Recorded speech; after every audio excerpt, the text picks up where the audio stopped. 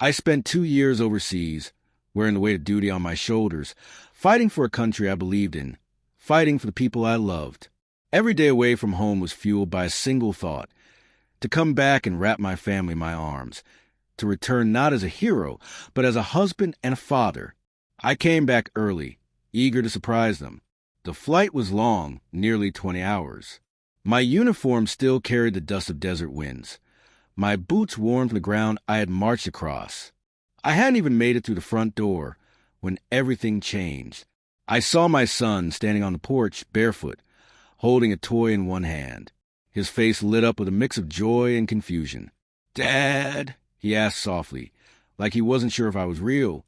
I smiled and dropped my bag, already leaning in for a hug, when he said the words that stopped my heart. "Mom's at church. She's marrying your best friend, Steve." I stood there frozen, suitcase still in my hand. My pulse thundered in my ears. For a moment, I thought I'd misheard. He was only 7. Maybe he got it wrong. But the look on his face, that nervous honesty, he wasn't lying. He didn't even understand what he'd said. I turned slowly, and sure enough, down the road 2 blocks away, the church lot was filling with cars. The pieces clicked together with a clarity that left me breathless. I didn't march down there. I didn't scream or demand answers. I just walked to the curb and sat on my suitcase. I stared at the house I had built a life in, the home I'd worked so hard to protect. The deck, I built it myself, every nail, every board. The dent in the front door from the day I struggled to move the couch in. The tire swing in the yard I'd put up with pride. It was all still there. And yet, none of it belonged to me anymore. My entire life had moved on without me. And worse, it had betrayed me. Neighbors walked past. Some gave quick, guilty glances. Others looked away completely, like I was just another ghost in uniform, haunting a street I no longer belonged to. I didn't blame them. They probably knew. Maybe everyone knew, but me. I thought about all the nights I worked double shifts before joining the military, just to keep food on the table and the lights on. I remembered passing up promotions because they would have sent me too far away. When deployment orders came, she cried. She clung to me and said she couldn't do it without me, but we both knew we needed the money. I promised it wouldn't be forever. I wasn't chasing medals. I wasn't trying to be a hero. I was just trying to provide. Every letter she sent, I read over and over until the paper softened at the creases. Every picture of my boy, I tucked carefully into my locker and stared at before falling asleep. I missed birthdays, first steps, scraped knees. I missed life, but I told myself it was all for them. Eventually, the letters got shorter, then fewer, then none.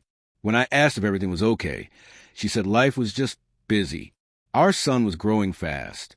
She sent a picture of him on a bike, but her smile was wrong, distant, forced. I blamed the miles, the war, the stress. But deep down, I think I knew. I just didn't want to face it. Her letters stopped ending with love. Eventually, they stopped asking if I was okay. But I made excuses. I always did. It's easy to make excuses for the people you die for. 6 months before my return, she sent one final letter, said things were complicated, that we'd talk when I got home. I thought I'd fix it. I imagined her crying when she saw me, my son running into my arms. Instead, he told me she was marrying Steve, my best friend, the man I trusted most, the one who had always been around, helping with repairs, babysitting when I was deployed, taking my boy for ice cream. I thought I was lucky to have a friend like that. I didn't go to the church. I didn't need to see her in white, standing beside the man who stole my life. My own parents were there. My sister, too. They knew I was alive. They knew I was coming home. And they still went. That kind of betrayal, it cuts deeper than any battlefield wound. I didn't call anyone. I didn't shout or plead. I got a lawyer. The house was in my name. She never wanted to be on the paperwork. Said it gave her anxiety. So I sold it. Fast. Cheap. I didn't want the money. I just wanted it gone. Steve's business? I remembered every drunk confession, every whispered secret. Tax fraud. Illegal deals. I'd passed it all to the right people, anonymously. I didn't have to look back to know what happened next. When the news broke and his accounts were frozen, my phone started ringing. My parents, my sister, messages piled up. "We need to talk." I didn't answer. What was there left to say? Silence was easier, quieter. They made their choices. They attended her wedding while I was still breathing, still hoping. I found a place 3 towns over. It's quiet, small. I work. I sleep. I keep to myself. I write letters to my son, dozens of them. I never send them. Maybe someday, when he's older, when he's ready to know the truth, not just about what happened, but about who I was and how much I loved him. Last month, she found me. I don't know how.